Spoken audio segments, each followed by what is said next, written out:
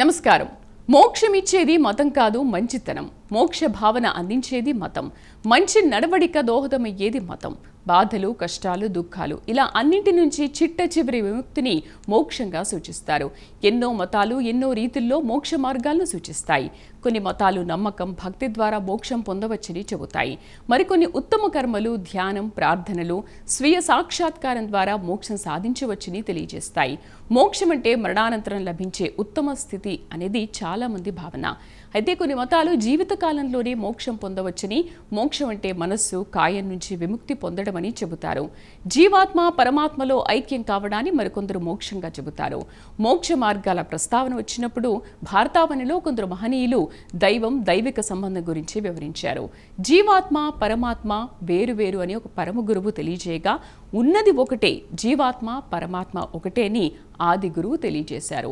పరమాత్మలో జీవాత్మలు భాగమైనప్పటికీ ఆ జీవాత్మలకు ప్రత్యేక గుర్తింపు ఉంటుందని మరో మహోన్నత గురువు తెలియజేశారు. వివిధ కాలాల్లో ఈ హైందవ గురువులు ఈ సద్బోధను మనకు అందజేశారు. ఈ గురువులు అందజేసిన సిద్ధాంతాలు ద్వైతం, అద్వైతం, విశిష్టాద్వైతం. లక్ష్యం ఒకటే, మార్గాలు వేరు. ఇదే రీతిలో ఈ మూడు సిద్ధాంతాలు ఉంటాయని హైందవ పెద్దలు చెబుతున్నారు.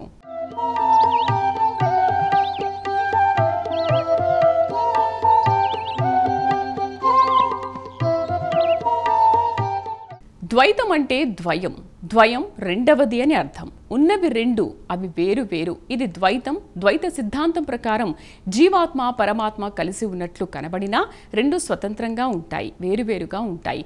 మధ్వ సిద్ధాంత వేదాంత పరిభాషలో ఒకటి జీవాత్మ, రెండోది పరమాత్మ. ద్వైత సిద్ధాంతాన్ని ప్రతిపాదించిన వేదాంత పండిత శ్రేష్ఠులు పరమ గురువు మధ్వాచార్యులు. సృష్టిని పరమాత్మ సృష్టించాడు. ఈ సృష్టిలోని ప్రతిదీ పరమాత్మపై ఆధారపడి ఉంటుంది. భక్తి మార్గం ద్వారా జీవికి ముక్తి లభిస్తుందని ద్వైత సిద్ధాంతం చెబుతోంది.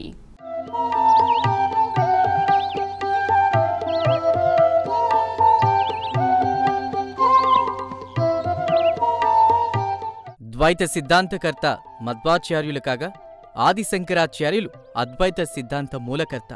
ఇక శ్రీమద్ రామానుజాచార్యులు విశిష్టాద్వైత ఆవిష్కర్త. జీవాత్మ పరమాత్మ రెండూ వేరువేరుగా ఉండేవని, రెండూ స్వతంత్రమైనవని ద్వైత సిద్ధాంతం తెలియజేస్తోంది. నీవు దైవం, నేను జీవుణ్ణి, నీవు గురువు, నేను శిష్యుణ్ణి, ఈ రీతిలో సాగేది ద్వైత మధ్వ మతం.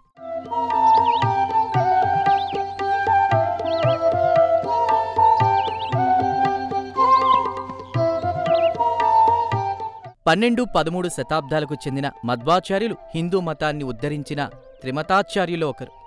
ద్వైత సిద్ధాంతాన్ని నిరూపించడానికి వేదాంగాలైన ఉపనిషత్తులకు, బ్రహ్మసూత్రాలకు, భగవద్గీతకు ఆయన భాష్యాలు రాశారు.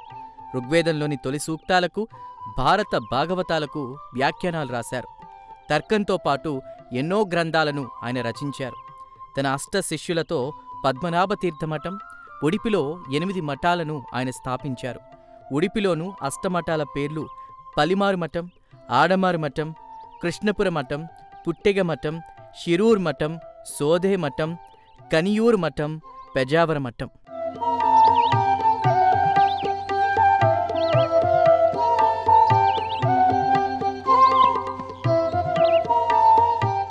ద్వైత సిద్ధాంతం ప్రకారం సృష్టి పరమాత్మ నుంచి ఏర్పడగా, జీవాత్మలు పరమాత్మపై ఆధారపడి ఉంటాయి. ద్వైత సిద్ధాంతం భక్తి మార్గాన్ని ప్రోత్సహిస్తుంది. భగవంతుణ్ణి త్రికరణ శుద్ధిగా భక్తి మార్గంలో ఆరాధిస్తే ముక్తి లభిస్తుందని తెలియజేస్తుంది. సంస్కృత భాషలో ద్వైతం అంటే ద్వయమని, ద్వితీయమైందని అర్థం.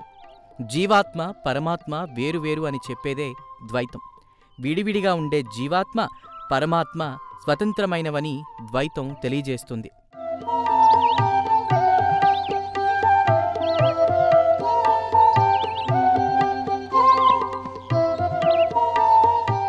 సర్వవ్యాప్త నారాయణుడు సర్వోన్నతుడు, సర్వజ్ఞుడు, సమస్తం తెలిసినవాడు. మధ్వాచార్యులు ప్రతిపాదించిన ద్వైతం ప్రకారం దేనికదే అని చెప్పడంతో పాటు పరమాత్మ తత్వాన్ని వివరిస్తోంది. పరమాత్మ జీవాత్మే కాక ప్రకృతి సైతం వేరు. యావత్ ప్రకృతి దేవదేవుడైన పరమాత్ముడి సృష్టి. సృష్టికి మూలకర్త పరమాత్ముడే అయినా పరమాత్మ వేరు, సృష్టి వేరు, జీవాత్మ వేరు, వేరు వేరు అనే విషయాన్ని నొక్కి చెప్పే తత్వమే ద్వైతతత్వం. దీనిని మధ్వమతం అని సైతం వ్యవహరిస్తారు.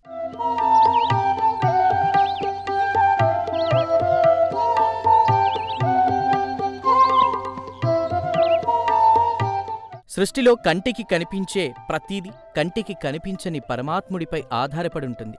సృష్టికి మూలకారకుడు పరమాత్ముడే అని మధ్వాచార్యులు తమ బోధనలో తెలిపారు. మంత్రాలయం రాఘవేంద్ర స్వామి మధ్వ సంప్రదాయానికి చెందినవారే. రాఘవేంద్ర స్వామిని వ్యాస భగవానునిగా, ప్రహ్లాద వరదుడిగా, మహిమాన్విత స్వరూపులుగా భక్తులు కీర్తిస్తారు. పూజ్యాయ రాఘవేంద్రాయ సత్యధర్మ రతాయ చ భజతాం కల్పవృక్షాయ నమతాం కామధేనువే అని భక్తజనులు కీర్తిస్తారు.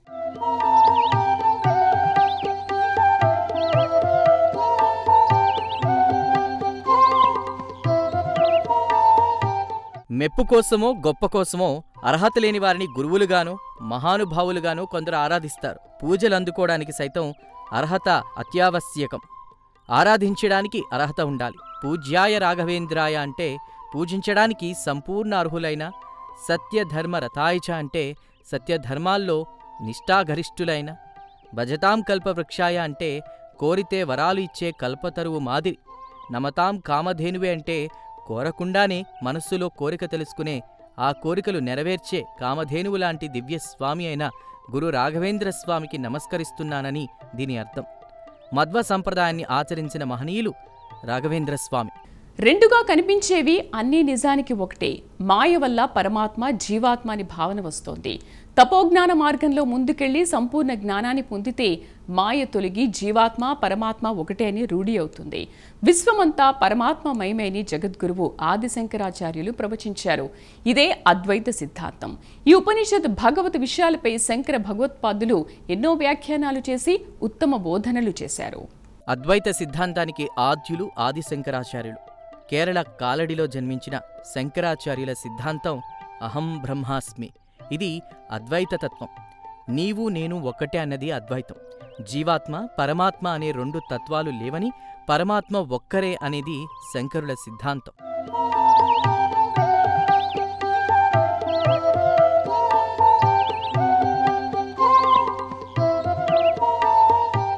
శంకర భగవత్పాదులు అతి పిన్న వయస్సులోనే శివైక్యం చెందారు.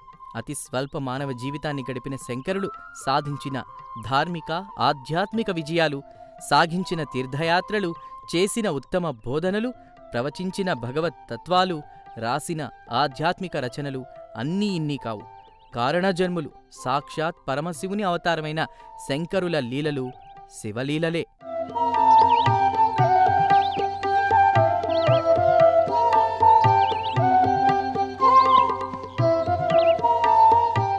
సన్యాస ఆశ్రమ స్వీకరణకు మాతృమూర్తిని ఒప్పించడానికి నీళ్లల్లో మొసలి పట్టుకోవడం, శంకరాచార్యుల తల్లి ఆ దృశ్యాన్ని చూసి దుఃఖించడం, తాను ప్రాణాలతో బయటపడాలన్నా, మొసలి బారి నుంచి బయటకు రావాలన్నా తాను సన్యాసం తీసుకోవడానికి తల్లి అనుమతి, ఆశీర్వాదం ఒక్కటే అని చెప్పడం, కళ్ళ ఎదుట కుమారుడు ఉంటే చాలని ఆమె అంగీకరించడం తదితర దివ్య లీలలు శంకరాచార్యుల చరిత్రలో కనిపిస్తాయి.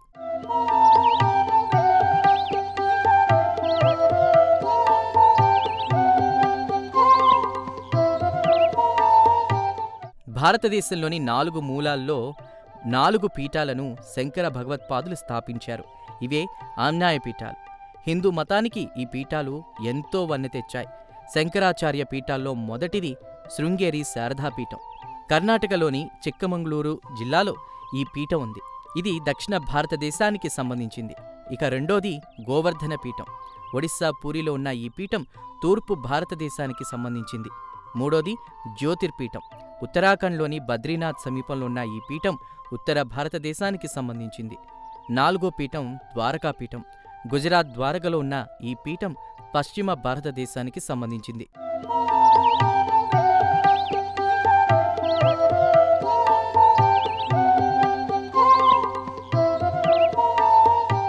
సనాతన ధర్మం, సదాచార ప్రచారం కోసం శంకర భగవత్పాదులు ప్రారంభించిన ఈ పీఠాలు అద్వైత వేదాంత సిద్ధాంత ప్రాధాన్యాన్ని తెలియజేస్తాయి. హిందూ మతానికి ఆధ్యాత్మిక, ధార్మిక, సదాచార, సాంస్కృతిక కేంద్రాలుగా ఈ పీఠాలు బాసిల్లుతున్నాయి. విశిష్ట అద్వైత మతంలో సైతం జీవుడు పరమాత్ముడు ఒకటి కాదు, వేరువేరే. అయితే జీవుడు పరమాత్మలో ఒక అంశం. శ్రీమద్రమాచార్యుల విశిష్ట అద్వైతం ప్రకారం జీవాత్మలు శ్రీమన్నారాయణునిలో భాగమైనప్పటికీ వాటికి ప్రత్యేక గుర్తింపు ఉంటుంది. విశిష్టాద్వైత సిద్ధాంతం అనేది 11వ శతాబ్దంలో రామానుజాచార్యులు ప్రతిపాదించిన వేదాంత తత్వశాస్త్రం. ఇది నారాయణుణ్ణి పరబ్రహ్మగా, సాకారమైన భగవంతునిగా పేర్కొంటుంది. శ్రీ మహావిష్ణువు, దేవేరి లక్ష్మీ అమ్మవారికి విశిష్టాద్వైతంలో విశిష్ట స్థానం ఉంది. అందుకే ఈ సిద్ధాంతాన్ని శ్రీ వైష్ణవ మతంగా కీర్తిస్తారు.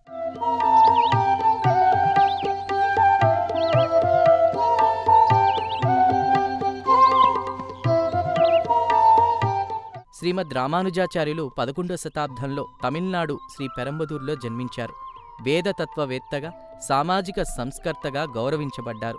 బ్రహ్మసూత్రాలు, భగవద్గీత, ఉపనిషత్తుల సారాంశాన్ని సరళీకృతంగా వివరించారు. భక్తి, ప్రపత్తి ద్వారా భవబంధ విముక్తి చెంది మోక్షాన్ని పొందవచ్చని బోధించారు. విశ్వంలో ఏకత్వం, వైవిధ్యం రెండూ ఉన్నాయని విశిష్టాద్వైతం తెలియజేస్తోంది.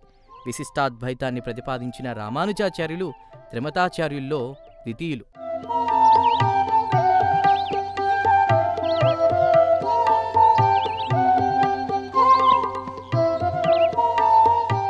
కర్తవ్య దీక్షలో రామానుజాచార్యులు ప్రదర్శించిన ధైర్యం, సమాజ స్థాపన కోసం ఆయన పడిన తపన అనన్య సామాన్యమైంది. పరమ పవిత్ర తిరుమంత్రాన్ని బోధించిన ఆయన గురువు విన్నంత మాత్రాన ముక్తి కలిగే ఈ మంత్రాన్ని రహస్యంగా ఉంచాలని, ఎవరికి పడితే వారికి బోధించరాదని తెలిపారు. యోగ్యులైన వారికి రహస్యంగా బోధించాలని, లేదంటే దుష్ఫలితాలు చవిచూడాల్సి వస్తుందని ఆయన గురువు చెప్తారు.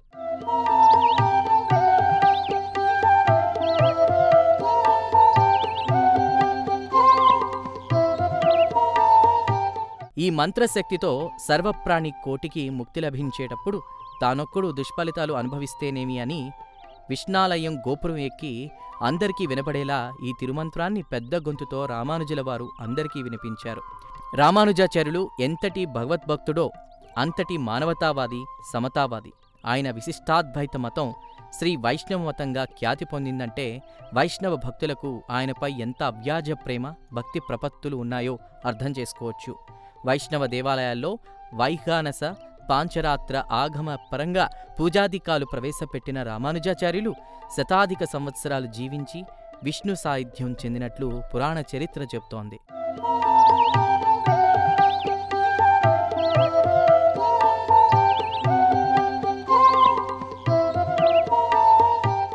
మోక్షం మరణాంతరం సిద్ధిస్తుందని చాలామంది విశ్వసిస్తారు. అయితే కొన్ని మతాలు ఈ జీవితకాలంలోనే మోక్షం పొందవచ్చని నమ్ముతాయి. మోక్షం అంటే విముక్తి అనే భావన కలిగి ఉంటాయి. దైవేక్యం పొందడం, ఉన్నత స్థితికి చేరడం ఇవన్నీ కూడా మోక్ష మార్గాలే. మోక్షం పొందడానికి మతాలు వివిధ మార్గాలను సూచిస్తాయి. కొన్ని మతాలు నమ్మకం, భక్తి ద్వారా మోక్షం పొందవచ్చని భావిస్తే, మరికొన్ని మతాలు మంచి కర్మలు చేయడం, ధ్యానం లేదా స్వీయ సాక్షాత్కారం ద్వారా మోక్షం పొందవచ్చని నమ్ముతాయి. కొన్ని మతాలు మోక్షం పొందడానికి నిర్దిష్ట మార్గాన్ని సూచిస్తే, మరికొన్ని మతాలు మోక్షం పొందడానికి వివిధ మార్గాలను సూచిస్తాయి.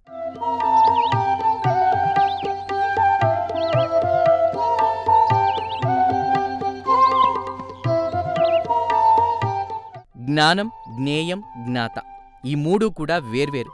జ్ఞాత అంటే తెలుసుకునేవాడు లేకుండా జ్ఞానం ఉండదు. అలాగే జ్ఞేయం తెలుసుకోబడే విషయం లేకుండా జ్ఞానానికి స్థానం ఉండదు. జ్ఞాన సముపార్జనకు జ్ఞాత, జ్ఞేయం అత్య ఆవశ్యకం అనేటువంటి విషయాలు తేటతెల్లమవుతున్నాయి కదా. జ్ఞానం వివేకంపై కలిగి ఉన్న అపార జిజ్ఞాస, ప్రేమనే తత్వశాస్త్రంగా పెద్దలు అభివర్ణిస్తారు. ఉనికి, జ్ఞానం, విలువ, మనసు, భాష తదితర ప్రశ్నావళిపై క్రమబద్ధ అధ్యయనంగా దీనిని పేర్కొంటారు.